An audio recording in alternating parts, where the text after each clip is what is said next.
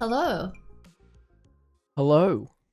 Welcome back to another episode of Hello Hello the podcast with me, Jenny. Oh, sorry, Jenz. And Raammo. Who is that? I don't know. Hi. Hi. Okay, well, I guess I'm Jake then this episode. Yeah. Jeez. This is episode welcome, guys. 25? Yes, we are at the quarter life crisis episode. 25. My God. What are we going to buy? We're older than you. Are we? Holy shit, you're not wrong. Yeah. What are we going to buy? Mini helmets. Oh, that was a perfect seg. You could have said some things in the Steam summer sale because that's what we're going to talk about this episode. I'm not sharp. I just started my Red Bull, alright? Just come on. Come on, man. Give me some time. Yeah, no, that's fair. Yeah, you got Try again. So we're at the quarter life crisis episode, guys. Episode 25. We're 25 years old. What do you think we should buy, Jenz? Oh, I know. You should buy some games because the Steam summer sale's happening. Nice. Oh my God. Gabe Newell, please hit us up for sponsorship deals. We are more than happy to promote Steam summer sales or just Steam sales in general.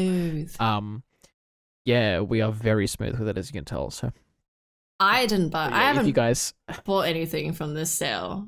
Have you? You have actually. It still goes for a week. I've bought a couple of things, yeah. But no. So you still got a little while.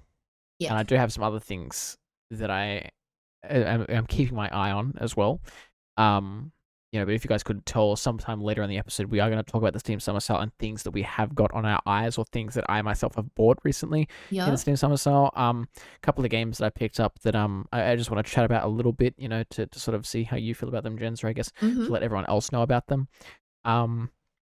And then, as normal, we're going to end our episode with like our Loki episode sort of recap and sort of thoughts and stuff like that. We have a couple of little things sprinkled in the middle, so I guess stay tuned and find out what we're going to talk about this week. But Jenz, I want to start off by asking, what have you been up to for the past couple of days, man? Like, what's the deal? What have you been up to? Nothing. Stream, play games, True.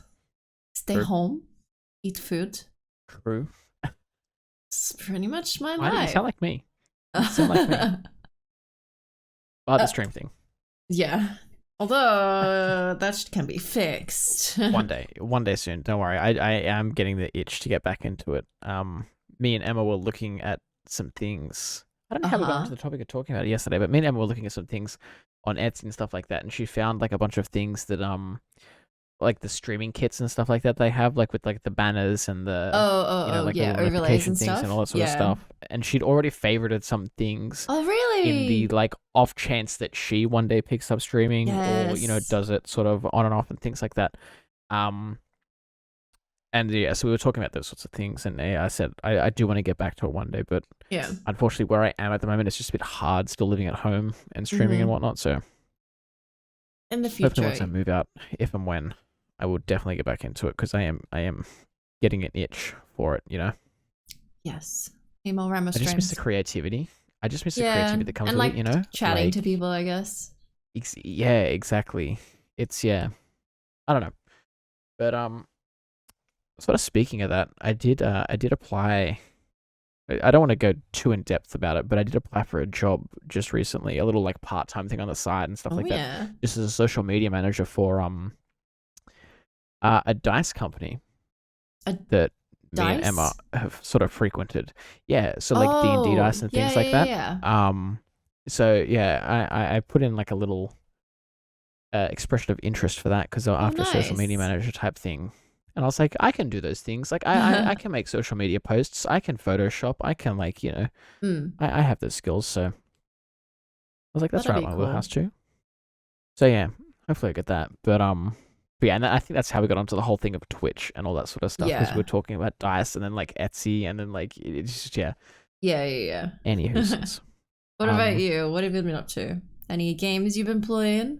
I mean, I will talk about more of that later, but we're gonna get into some of those later. Yeah, okay. Siege. We've been playing a little bit of Siege recently. I have been on and off playing Super Mario 3D Worlds on the Switch, like late at night and things like that. Just doing a couple episodes. Also, junk Super Mario Golf. Yeah, I was gonna say golf came out down there. It's very fun. I actually do enjoy it quite a fair bit. The story's actually kind of cool. Like Is it? the whole story mode. It's nothing too crazy. It's like you pick a me, you go and play golf against these people. You've got to be under a certain par to finish the course and be able to continue on. Like it's it's golf. It's not the most exciting thing, but it's still pretty fun. So yeah, and like we said last week, I think you guys can probably expect a video sometime soon, hopefully, of some golf content or something like that, because we do want to play a little bit of that. But yeah, that's pretty sort of what I've been playing recently. But I guess this leads us into a good segue of one of the first games that I sort of had my eye on for the Steam Summer Sale. Yeah. It's a game called Foundation, which is sort of like this chill medieval city building game type thing, with resource management, sort of akin to like Age of Empires or the sorts of strategy games and all that sort of stuff. Not really Civ. Sort of Civ, sort of a little bit, not too stressful. much, Exactly, yeah.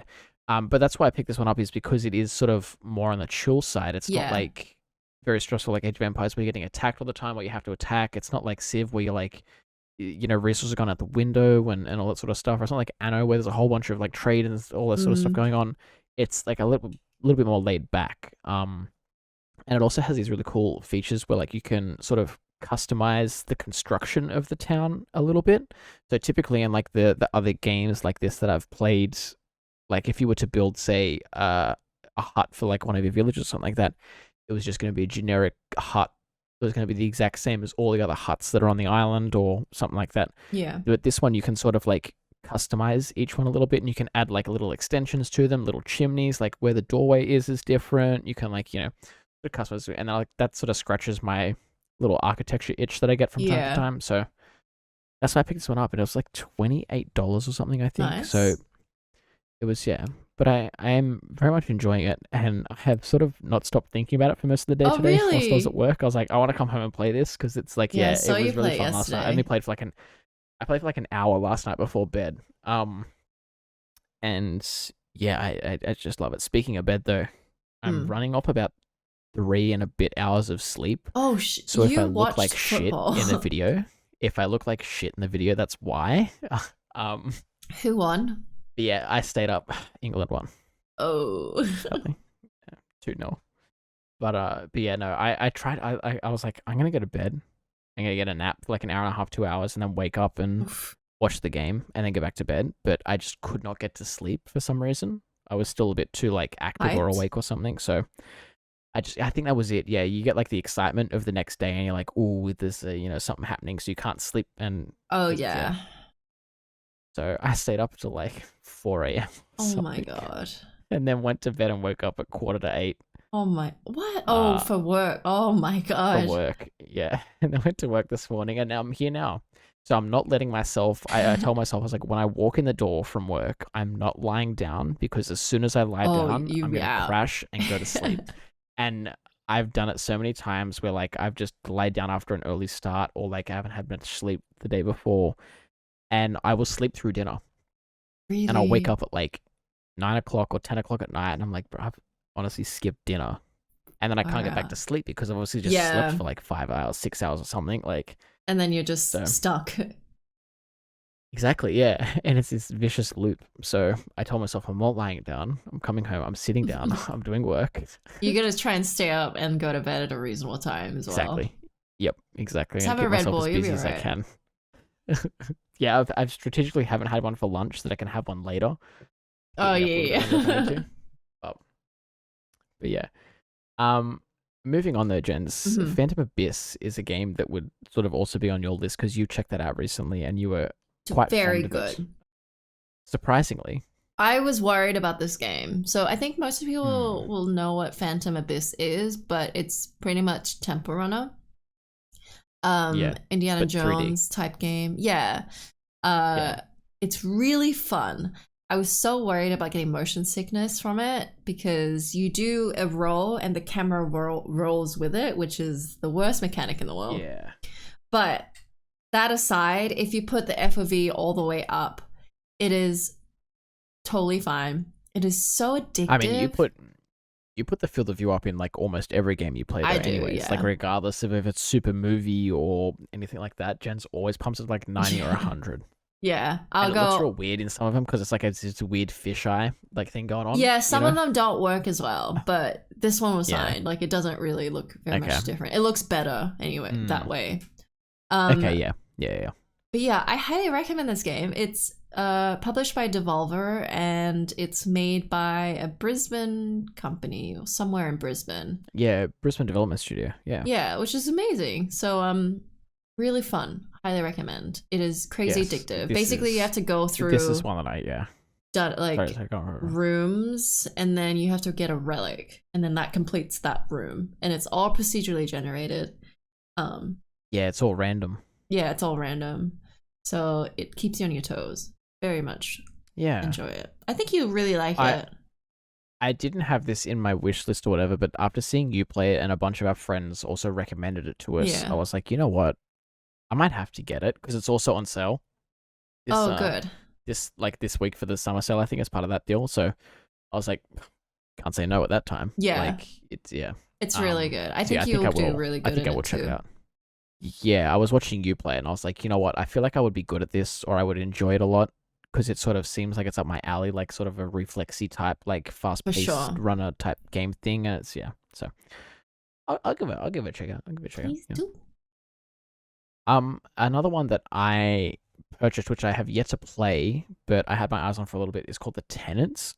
I'm very excited about this. Yeah, it's made by the same people that made House Flipper, which I sort of enjoy House Flipper. I've been playing that on and off for the past like couple of weeks and things like that as well recently.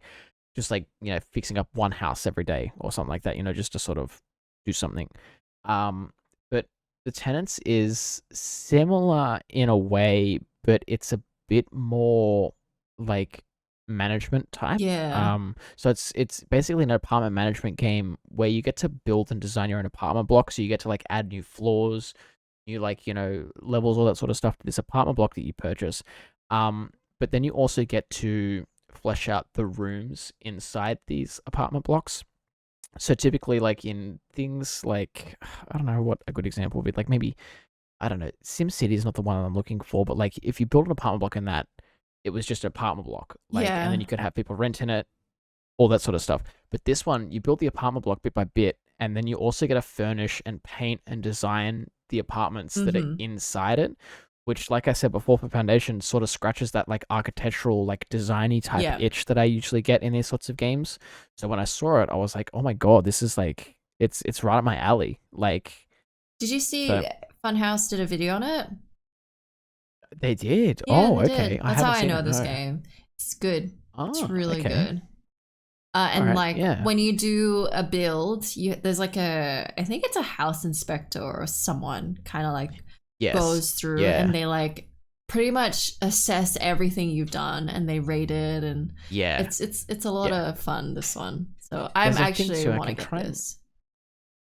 Try and see if I can pull it up here, because I did see on the store page, there's like a write-up for it, which was kind of fun, where it's like, become a landlord and deal with problematic tenants as you build your rental property empire. So like, obviously there's like going to be the management things of people not paying rent on time, or like, just being messy or loud or something like that, which you've got to start and manage and deal with. But then there's also like, it goes on to say, decide how to react to annoyed neighbors or police interventions. So like the police can be called and like do inspections, or like, someone might be murdered or something. I'm not too sure. But it sort of adds this whole like screwball to it, which I was like, that sounds kind of fun. So, I'm very excited for it. It has very positive reviews on Steam. Oh, good. And it's only in early access as well. So that's very good to hear. Yeah, that's great. Typically when a game's in early access and it's got very positive reviews, the developers are on a good, sort of a good way. They're on a good streak, I guess. Nice. But yeah, very excited to check that one out. Very excited. Do you want to move on though, Jenz, to Labyrinth? Because this is one that we've had on both of our lists for a long time, a little-ish while now. Yeah. This is basically a spooky game, and as you can tell from the name, it is in a maze. Yes. I don't know a lot about this game, not gonna lie. I saw like a TikTok of it, so it was very short. And as soon as I saw it, I was like, yep, I'm buying this. Exactly. Yeah, I was the same. I think I saw the exact same TikTok. Yeah. But I purposefully didn't look up any more about it because me too. I don't want to get it like spoiled for myself, sort of, like with these spooky games, especially sort of these more indie ones. Like it can get spoiled quite easily because sometimes there's not that many scares in it or things like that. And obviously when people upload these things to the internet, they're going to put the best part that they sort of experience. They're going to put like the best scares and things. Yeah. And I don't want to spoil it for myself. So I personally haven't checked anything out. I like Jenz. I know it's set in a maze and that's about it. But I did buy it. So I am ready to play it whenever you are, Jenz. Whenever you're brave enough. I'm going to buy it today and we'll figure out a time because we need to do a video on this as well. But yeah, I'm very excited for this one. Oh yeah, and this game, Euro Truck Simulator, that you were like for a while. One of my favorites. You were so obsessed. I still go back and play it. Like every now and again, just like late at night or something like that. If none of us are online playing Siege or like a multiplayer game, and I sort of have nothing to do, I'm like, you know what? I'll do like a couple of drives. I'll do like a couple of deliveries and things like that. Because Euro Truck Sim is just like a really fun zen truck driving game. I was quite surprised at how fun it actually is. But I just like it because it's sort of a good like wind down thing at the end of the day. Like I just put on some Spotify or even the in-game radio. Like I can access BBC radio in England and stuff like that. I can access internet radio and things in the game. They have this like a feature set in there. And so yeah, I just like put on the radio or something and drive around and listen to British radio whilst driving around the like, European streets. It's great. And it's kind of funny because obviously Emma, my girlfriend, is English and her family's all English and whatnot. And so like I'll go over their place for dinner or something like that, and then I'll be like, did you guys see that there was a crash on like such and such bridge a couple of days ago? And they're like, no, why do you know this? And I'm like, oh, I was listening to British radio a couple of days ago. Oh wow. It's so random. That's and so even funny. when like, because obviously they're going through all the COVID things and stuff like that at the moment, I was getting all the British COVID news as well. I was knowing what towns were going into lockdown. I was knowing like how the rollout was going for the vaccine. So I was like, it was kind of damn, it's really weird, but I do really recommend it. It's like $7 or something at the moment. Oh, that's great. It's a really good price for what it is. I feel you get a lot of game for that price, and then probably a couple of the expansions are going to be cheap too. So you can like buy the Spanish expansion or like the French expansion, things like that. It's real fun. And there's also American Truck Simulator if you wanted to drive through America. But it is, and that is also probably on sale too. Likely to be on sale. Didn't check. And the only thing I think I would. I just want to sneak in. I don't think I would like American Truck Sim that much because a lot of the American truck routes that I've seen are just like they're very bland and like they're in the desert or I like mean that could just be America. I don't know. I maybe because if it's on sale, I might go buy it and check it out. But like I sort of lent towards Euro Truck because I was like I sort of like the idea of driving through Sweden or driving through like the coast of France or something like that sounds kind of fun to me, so that's why I picked up the Euro version. But yeah, I might pick up the American one. I don't know. We'll see. You might as well. Exactly. Yeah, exactly. I just want to list these games which I already have, but A Way Out is very cheap right now. It's $10. Do you need a friend, or does it give you a code? You do. You need a friend. No, you need a friend, I think. No. I mean, I don't know actually. Does the friend need the game? I know It Takes Two. I think the made friend by the needs same the people. game. I think so. For this one, I think they do. Yeah. It Takes Two. You don't. But yeah, Way Out. I think the other person will need the game as well. It's very good. Don't hold me to that though. I'm not sure. I think so. Highly recommend this game. Good co-op game. And yeah, Dark Souls 3 is $15, which is great. All the Souls franchise would probably also be on sale too Probably. if you wanted to pick up 1, 2, and 3. Yeah. And Sekira's also on sale, but it's a bit more expensive. Sekira's $30. But that's also a very good game. Half price. Yeah, okay. And Resident Evil 7's $10. That's a steal. That's a when Jenz told me freaking that, I was like, oh my steal. god. Yeah. And That's Res 2 remaster is 15, I think. So please pick these games up. They are so good. Like I said a couple of weeks back when we were talking about Resident Evil 8, even if you're not a horror game fan, like I wasn't a horror game fan until I saw Resident Evil 2, and I was like, you know what? I've heard pretty good things about the Resident Evil franchise and things like that. I'll check it out. Quickly became one of my favorite games. They're not scary. Quickly became one of... I mean, at the start they are, and obviously if you've never played a horror game before or you've never played a scary game, obviously they're going to be more scary than like, you know, some of the other games that you're probably used to, but you do get used to it fairly quickly, and you sort of like, you start to expect things and you're like, okay, I see how the game works, and than anything. Yeah, exactly. But Resident Evil 2 Remake is a really good start. I feel like I feel like it's the perfect starting point for a lot of people that want to get into it all. I mean, I would 100% recommend Village to be a start, but I do understand that is also a higher price point. But I think Resident Evil 8 is probably, if I were to recommend anyone, I'd say go to 8 first because it is incredible. And it's just like all the right things, everything they've done throughout the whole franchise, they've just like put together all the best bits into one game. Yeah, they've picked it all. Yeah, no. Okay. But God damn it! I'm sorry. You gotta finish it. I know. That is basically all that we kind of have seen on the summer Steam sale. So let us know what you end up picking up. Any things we've missed out. Yeah. Because we're always in the look for games. Small selection. Yes. A small selection, because there is honestly too much. Like before we recorded, I just quickly went and scrolled through and tried to find some new things that I was maybe like half interested in or something. There is so much that you just can't like list them all, you know? You can't. But moving on. Last night, I think it was, or yesterday afternoon, I did see this, but I thought we'd talk about it today because I was like, why not? PlayStation acquired Housemarque, which are the makers of Returnal, the very recent Returnal for the PS5. Yeah. Which is a very, very popular and well-received game, albeit quite expensive, but, you know, that's just the way the cookie crumbles these days.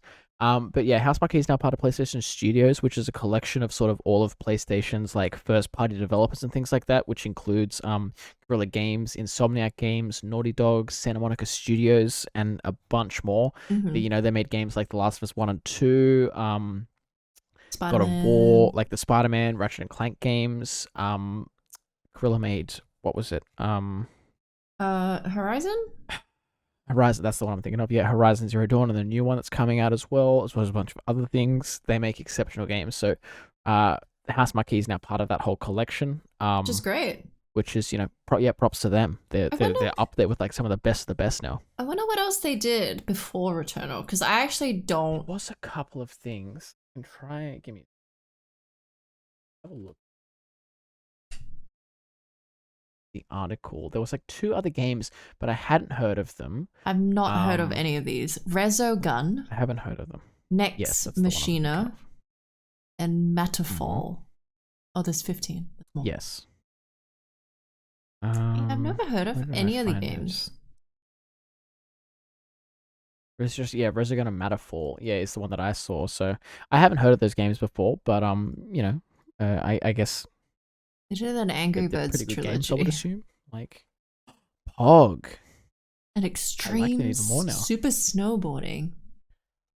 It's always fun when you look up these developer studios, because it's like, you know, they'll have all these giant AAA games like this, and then the games they started off with, which are typically those sorts of like smaller, like cutesy little games, and it's always quite amusing to see where they started and where they came from, like where they are now. Like, well, yeah, like if you see their latest stuff, it is so different to Returnal. Returnal is beautiful.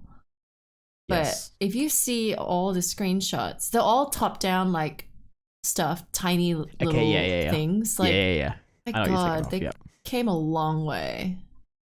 Yep, it's incredible. And it's also crazy that that's what sort of the games that we can create these days are these triple like these huge blockbuster, beautiful, like, amazing looking things compared to 10 years ago when it was like top down or like sort of a bit grainy, a bit like. I mean, Ratchet and Clank Rift Apart is such a big like showcase of that. I bet for those who grew up with. Such a good looking game. Oh my god, it is incredible. Like back in the day, the games, like obviously because they sort of were a bit cartoony and a bit like always a bit more colorful and things like that. They didn't have to be so like so pixel perfect and like there was no such thing as lighting, shadows, like that's one thing that I've noticed so much in playing Rift Apart is just the lighting is incredible in that. Oh my god. And like the fur looks so it's like I did notice when I was in one of the first missions, you go to like this city, I forget the city's name,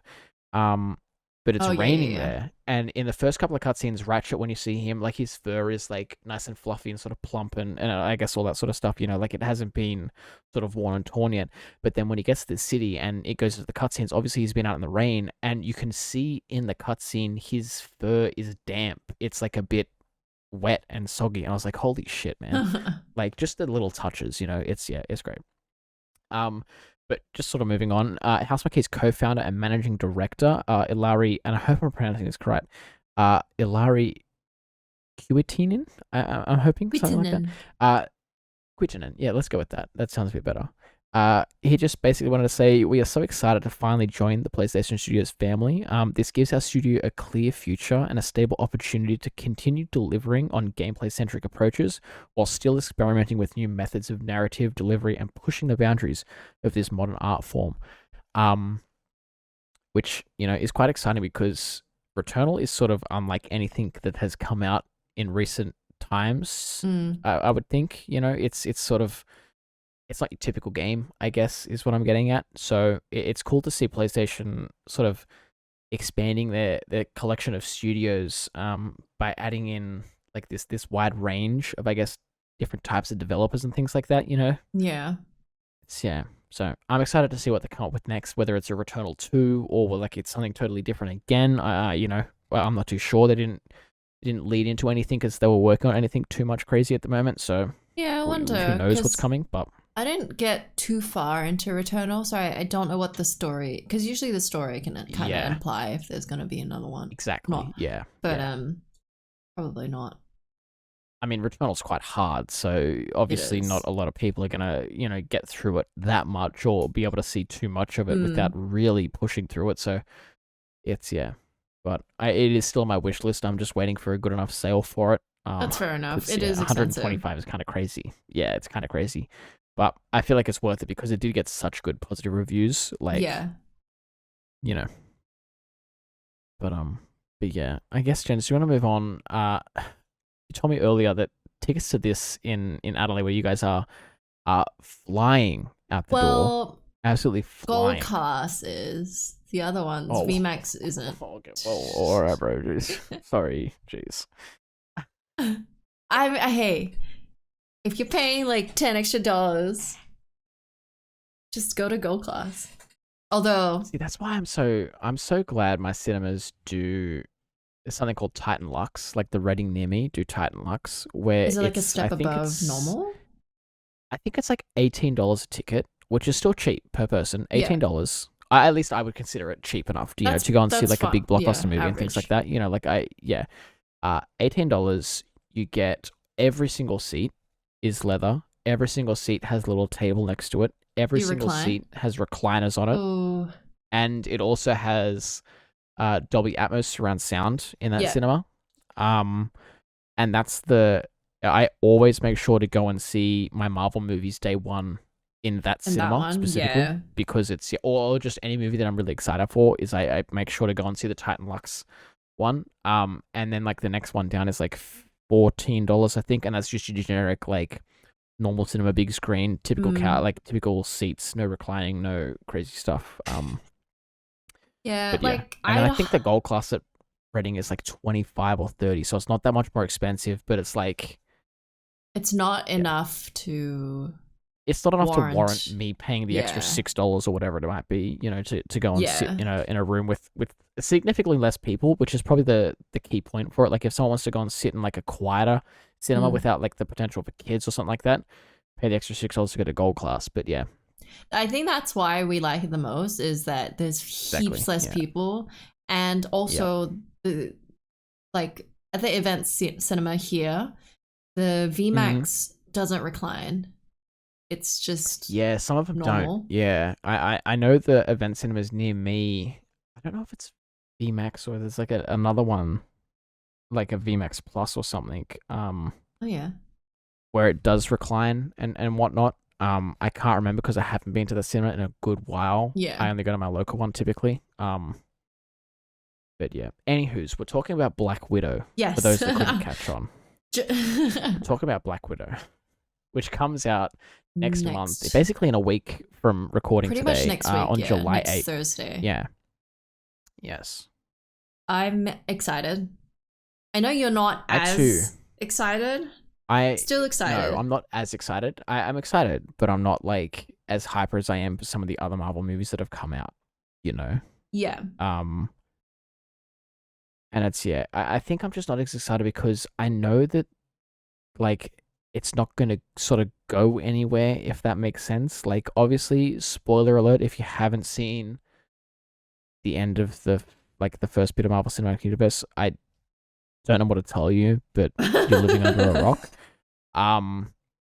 Obviously, Black Widow is dead. She has, died and things like that. She sacrificed herself for the Soul Stone. No, she didn't. Sorry, she sacrificed herself. I forget what for. I forget.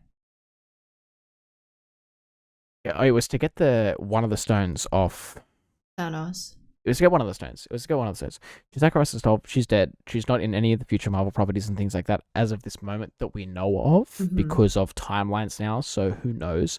But yeah, I just think I'm not as excited for this movie just because I know that it's not leading to anything bigger. Yeah. Like it's not sort of progressing the storyline as much. The part that I am excited about though is to see more of her backstory and things like that, which is so elusive and like we know next to nothing about and things like that. So that's the part that I'm most excited about. I love Scarlet. I love Scarlet. And so I'm very excited to see more of her. I was so sad, like, when that whole era of, like, all the OG Avengers were, like, out, like, Iron Man, Chris Evans, her, dead. But, like, they're all done. They're all out. And so now we have this new, like, younger Avengers. And I was so sad when that happened. Don't get me wrong. The new Avengers are great. Oh, yeah. But don't get me wrong. The OG is like, I do know where you're coming from because it's like I sort of grew up with these MCU films because like when did Iron Man 1 come out? Iron Man 1 came out like 2009 or something, I think. Early, yeah. 2008. Iron Man came out in 2008, which is like I would have been 10 at the time when that came out. Oh, baby. So like I was relatively young, so I have practically grown up watching these movies since I was like, 10 years old. Pretty much is when I would start kids watching these movies, I guess, is because that's when I feel like they'd start to be able to understand them a bit, or they'd be able to like at least retain characters and like remember them and see them in future movies and be like, oh my god, he was in that. Like, so yeah, I sort of grew up with these, and so I do know what you mean. Like, I grew up watching Scarlett Johansson's Black Widow, Robert Downey Jr. as Iron Man, like he's not gone now. Chris Evans as Captain America, he's not gone now. Yeah. It is kind of sad, but it's also exciting to see where they're going with it all and stuff like that. Who's going to come in next? Like, and all that sort of stuff. So yeah. Another thing that I just want to touch on in this is I'm excited to see David Harbour's character. Him. That's who I was thinking of earlier. I couldn't place his name. But he's playing a character called Red Guardian, which is like the Russian version of Captain America. Oh. Which is it's kind of fun. So I was like, I'm excited to see that. Oh wow, he's married to Lily Allen. I did not know that. Anyways, Yep. Sorry, tangent. What was I gonna say? I'm really excited for the. I don't know if it's her sister in the movie, but yeah, I don't know if it's her sister or if it's like one of her. I don't want to look it up, but from like the Thing, I'm gonna guess sister. I'm gonna assume sister right now until the movie comes out because I don't watch the trailers. Do you want me to tell you? Do you want me to tell you? Is it important? Because I just read it. I don't think it's going to be important. No. Okay, I'm going to tell you. Okay. It says she's like a sister-like figure. Okay. So I guess they grew up in like the whatever training facility that they grew up in, like in Russia somewhere. I'm assuming they grew up together, and so they sort of have like a close bond like that. I'm guessing that's what it is. You know. Yeah. But the actress who plays her seems really great. So I'm very excited to see the two together in it. Yeah. I'm that's also right. Quite excited she was in Midsommar. That it's going to be. Oof. It's terrifying. She's the one. I'm quite excited to see because one of my favorite MCU movies was Captain America: The Winter Soldier, which is like it's quite espionage-y. It's quite like sort of undercover covert ops, like secret spy type things, which is something that I really like. Like I'm a big fan of the James Bond movies and the sort of like the whole spy thing. When I was growing up, I was like, I love spies. I wanted to be a spy. Like it was the coolest thing ever. It is, yeah. And I think they're gonna go in the direction. I've only seen like the first trailer they announced for this like way back when. And it seems like they're making this like an espionage-y thriller sort of spy type thing. Which does excite me a lot. I'm excited to see how they go about that, you know. Yeah. Because they're just fun. I wonder when James Bond is coming. November this year. November. I don't know the exact date, but it's November sometime this year. Okay. Pending big asterisks. Big asterisks. But that's also another thing that I want to touch on for this. Unfortunately, me at the moment being in Sydney, all of our cinemas are closed currently for the next week as well. But I just realized Disney Plus. It's also that's the thing I was thinking of. It's also coming out on Disney Plus, but I'm like, do I want to pay $30? I mean, you're gonna pay $30 in tickets, two tickets. See, I was thinking it was Emma Shout, but well, then she can buy the access. No, I do have a gold class voucher, a coupon, like a gift voucher thing. Yeah, I got that for Christmas. Yeah, so I don't think Disney Plus can take that. No, I don't think so. Yeah, I'll email the mouse later and I'll ask him and I'll see if he'll take it as like a he'll fly with it. Thing. Yeah. Hey, you're Mickey. Long time no speak, bro. I do like that. Super excited, so Disney Plus is doing access stuff like this. Yeah, it's cinema releases. Good for the people that. Yeah, it's good for people that don't like cinemas or don't like going and watching films with other people and things like that, or they have like an insane setup at home that they want to flex in, or they can't. Yeah, exactly. Like I might be like, obviously our lockdown might lift. I think Saturday this week. Oh yeah. What is it? Yeah, it'll be Saturday this week. I think it'll lift, hopefully, or Sunday. Hopefully, but who knows if it's gonna like go on any further because we don't know. Yeah. Exactly. So. Actually, no, sorry, it'll be next week. Yeah, so we won't even be able to go see it in the cinemas. Yeah, it'll be a couple of days afterwards then. Yeah. So we'd have to wait until the weekend, but, you know. So yeah, who knows? I might not even be able to see it. I might not be able to talk about it when it comes out. I might not be able to talk about it in the next podcast episode because I might not have seen it. So. I probably haven't either, but we'll see. We'll see. Yeah. We'll let you guys know.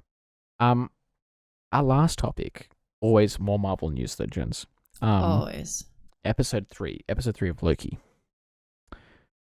So for those that haven't watched it or are yet to watch it and or have only half watched it or something, I would suggest finishing the episode now and we'll see you guys next week. Thank you for listening. Thank you for watching. All that sort of fun stuff. But for those that have watched it and want to hear our thoughts on it, welcome to the secret part of the episode. I quite enjoyed this episode. It was a bit more laid back than the other two episodes, I thought.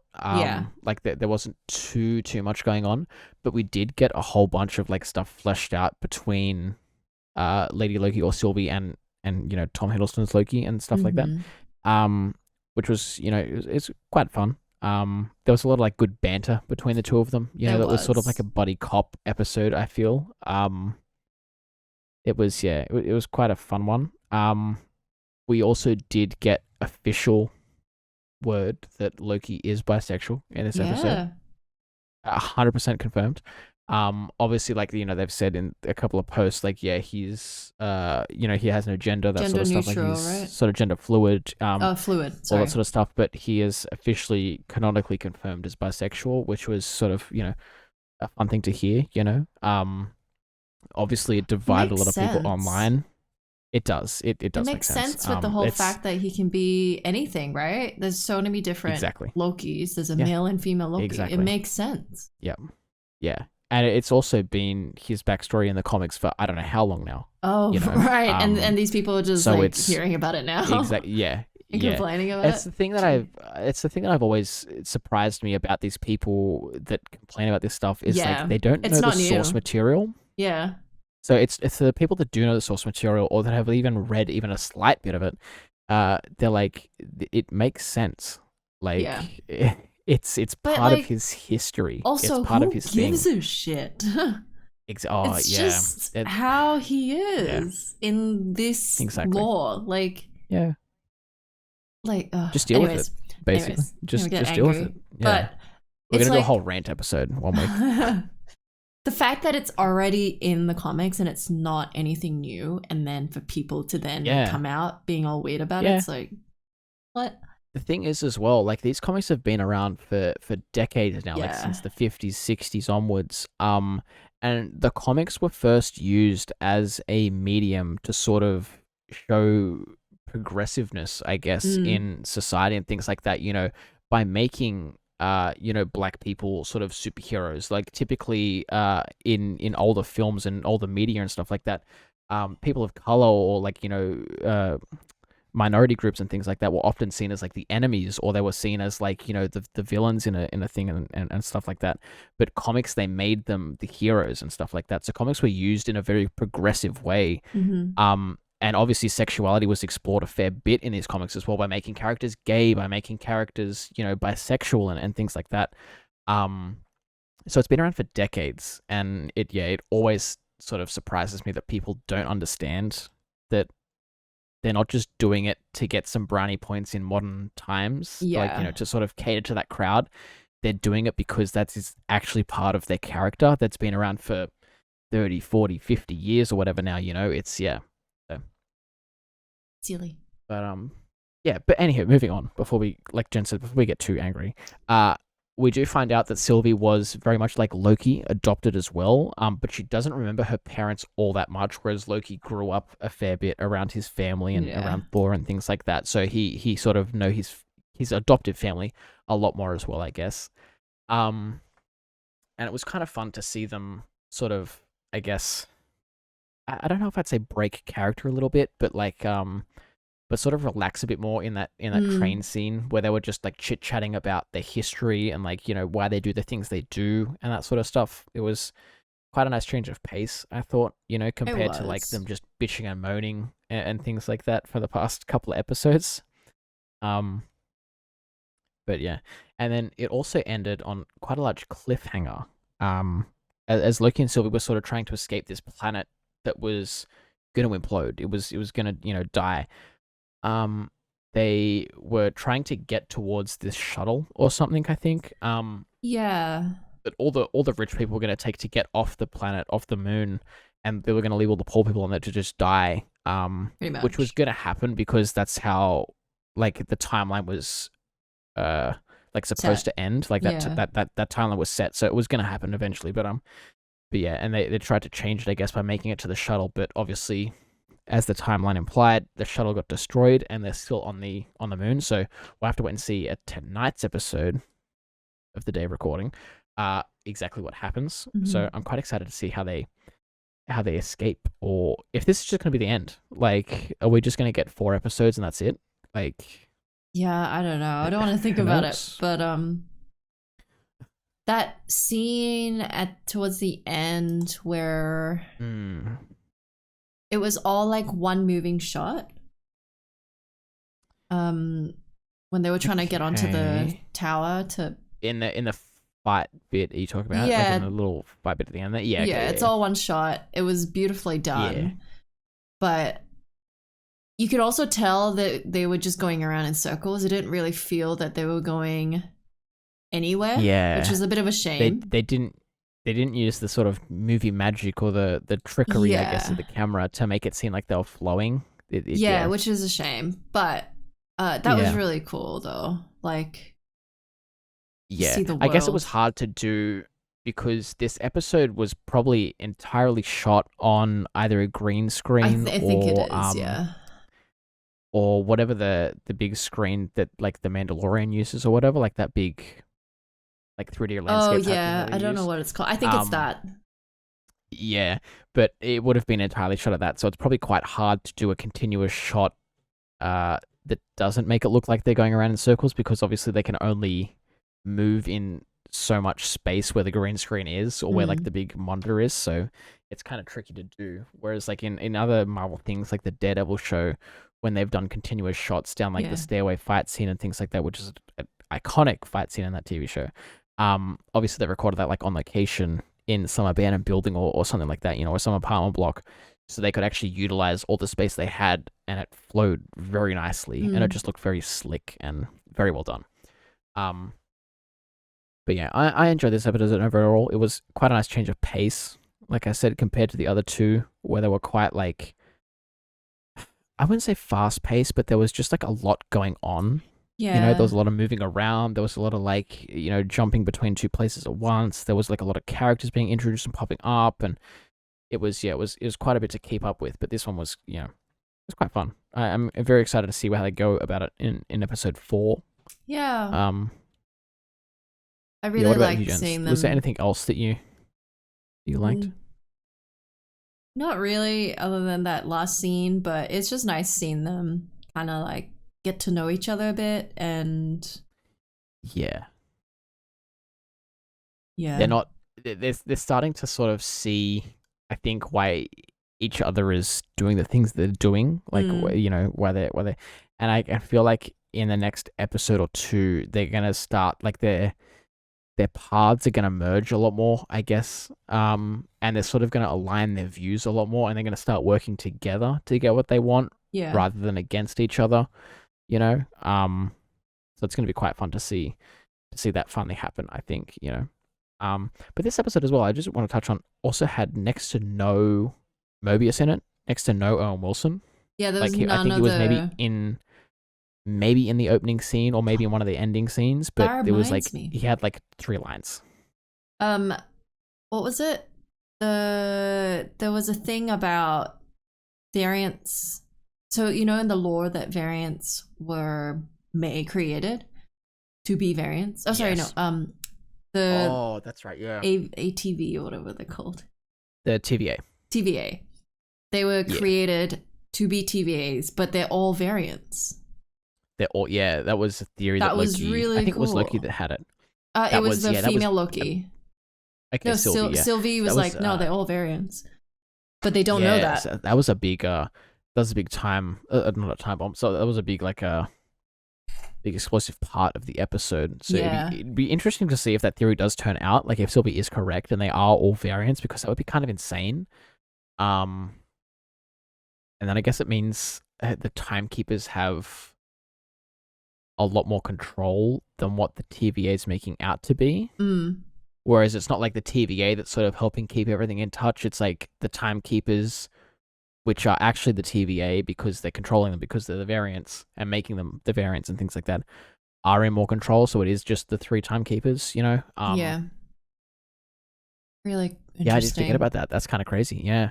So curious on, I know he's going to tell Owen Wilson, and then we'll see what happens, but he would have to. Yeah, he would have to. And that's the thing too, is like, do you think then that the people that work at the TVA, do you think they know that they're variants? Like, because that would be crazy. Like, imagine that. Imagine just working your whole life for like, 40, 50 years or something like that, for this company, and then you find out that your whole life has basically been a lie, that there's another real person of you running around somewhere that you haven't discovered yet. Like, that would break you. That'd be insane. Yeah. Yeah, they 100% don't know. I'm even more excited now. I'm even more excited. God, I can't wait. Okay, well, it's 4 p.m. now at my time, so we only have like an hour and a half, 2 hours until the episode comes out. So I can fit in 2 hours of work, watch it, lie down, watch Loki, eat dinner, sleep. Oh, Sitch, what the heck? That's my plan. Oh, maybe Sitch. Yeah, we'll see. But yeah, okay. I think that'll wrap us up for today's episode because we're running out at 50 minutes now as well, Jenz. Was there anything that you wanted to add before we sign off for the episode for the week? No, nothing from me. What about you? Nothing I can think of. Obviously the thank you once again for being patient with the gameplays. Like we alluded to earlier, we are going to try and get a Labyrinth gameplay out soon. Mario Golf at some point in the near future. We also did get codes for the Tokyo Olympics game, which is kind of fun. So we're going to try and get a video of that out sometime soon. Another challenge sort of video, sort of akin to our like Mario Maker one that we did. Might have to try and see if I can dress up like get a headband or something, like a sweatband, you know? Oh, yes. Just wear your gym gear. I got my gym gear, obviously. Yeah, I got my gym gear and stuff like that, so... But yeah, no, okay. We'll try and get that up. But yeah, once again, thank you guys for listening. Thank you guys for watching if you're watching the YouTube. And we will see you guys next week. Goodbye. Bye.